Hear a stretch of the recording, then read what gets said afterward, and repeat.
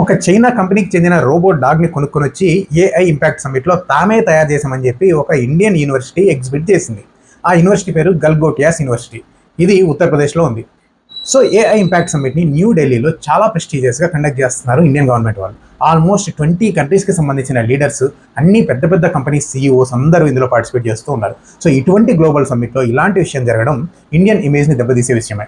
అసలు ఏం జరిగింది అంటే, ఈ సమ్మిట్ ఎగ్జిబిషన్లో భాగంగా గల్గోటియాస్ యూనివర్సిటీ స్టాల్లో ఒక రోబో డాగ్ని ఆ యూనివర్సిటీ స్టూడెంట్సే డెవలప్ చేశారని చెప్పి ప్రజెంట్ చేశారు. కానీ తీరా చూస్తే ఆ డాగ్ని యూనిట్రీ అనే చైనా రోబో కంపెనీ తయారు చేసి మార్కెట్లో అమ్ముతూ ఉంది. ఈవెన్ మనం కూడా ఆ రోబోని ఇప్పుడు ఆర్డర్ చేసుకోవచ్చు.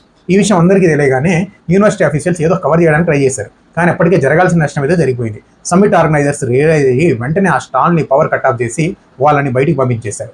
సో ఇలాంటివి జరిగినప్పుడు నిజంగా జెన్యూన్గా ఇన్నోవేషన్ చేసిన ఎన్నో యూనివర్సిటీస్ ఇమేజెస్ పైన కూడా డౌట్స్ ఎక్స్ప్రెస్ చేసే పరిస్థితి ఏర్పడుతుంది. So minister of IT and minister of education వాళ్ళు ఈ విషయం పైన సీరియస్ యాక్షన్ తీసుకుంటే మంచిది. మీరేమనుకుంటారో కింద కమెంట్ చేయండి. Thank you so much.